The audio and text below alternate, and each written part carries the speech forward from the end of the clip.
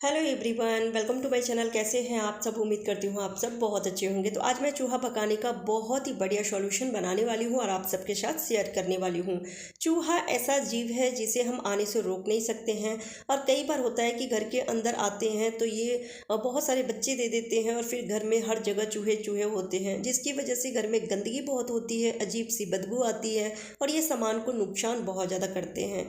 Kitchen में अगर दिखाई देते हैं तो डर रहता है कि कहीं खाने पीने की चीज़ों में मुंह ना लगा दे, या फिर किचन काउंटर पे चलते रहते हैं तो डर रहता है कि हम बीमार भी पड़ सकते हैं। तो इसलिए इसे घर से बाहर भगाना बहुत ज़रूरी है, क्योंकि ये फर्नीचर से लेके कपड़े तक उतर देते हैं, ख़राब कर देते हैं। तो मैं घर के ही सामान से चूहा भगाने का बहुत ही बढ़िया सोल्यूशन बनाने वाली हूँ और ये 100% काम करती है।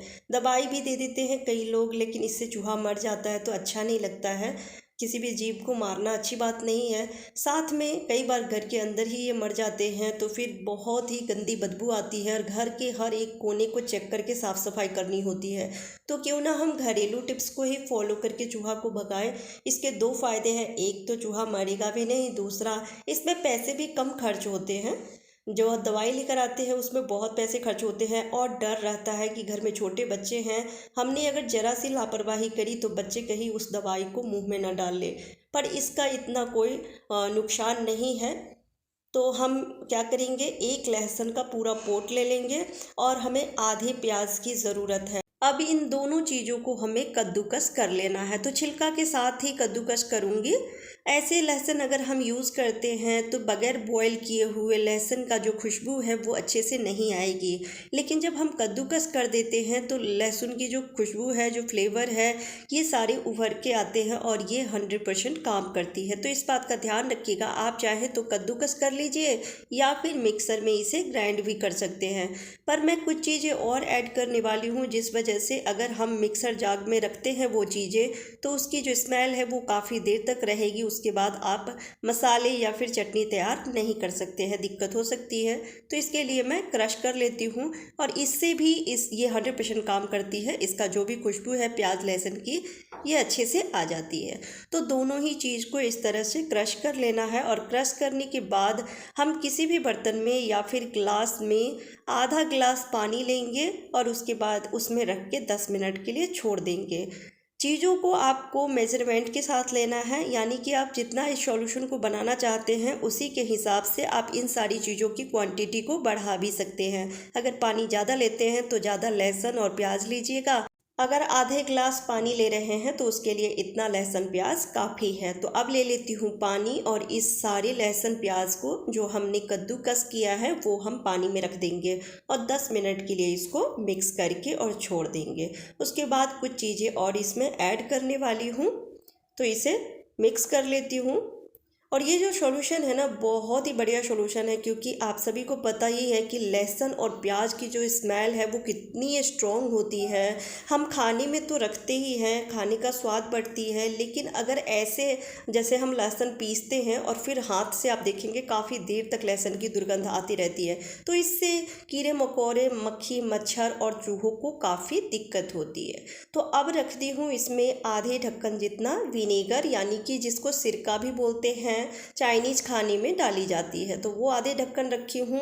और अब रखी हूँ फिटकरी। तो फिटकरी थोड़ा ज़्यादा ही ली हूँ और इसको पाउडर बना के इस तरह से मिक्स कर दी हूँ। चूँकि हमें इसे बॉयल नहीं करना है तो इसलिए पाउडर बना के ही हम रखेंगे और इसीलिए हमने मिक्सर में इसे ग्राइंड नहीं किया, क्योंकि इसकी जो स्मेल है वो काफ़ी देर तक बर्तन में रह जाएगी, तो फिर हम चटनी या मसाले तैयार नहीं कर सकते हैं। तो अब आप ले लीजिए स्प्रे बॉटल, या फिर स्प्रे बॉटल नहीं है तो इस तरह का कोल्ड ड्रिंक या पानी की या किसी भी तरह की बॉटल हो वो ले लीजिए और उसके ढक्कन में छोटे छोटे होल कर दीजिए। सिफ्टी पिन से होल करेंगे ना तो फिर बहुत अच्छे से स्प्रे होती है।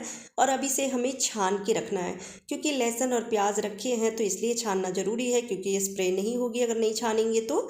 और छानने के बाद इसको थोड़ा सा प्रेस करते हुए छानिएगा, जिससे कि लहसुन और प्याज की जो पेस्ट है वो भी पानी में थोड़ा आ सके और फिर ये बहुत ही स्ट्रॉन्ग सॉल्यूशन बनके तैयार हो जाएगी। और ये जो छिलका बचा है उसे भी हम नहीं फेंकेंगे, पेपर के छोटे छोटे टुकड़े करके और उस पर थोड़ा थोड़ा इसको हम रखेंगे।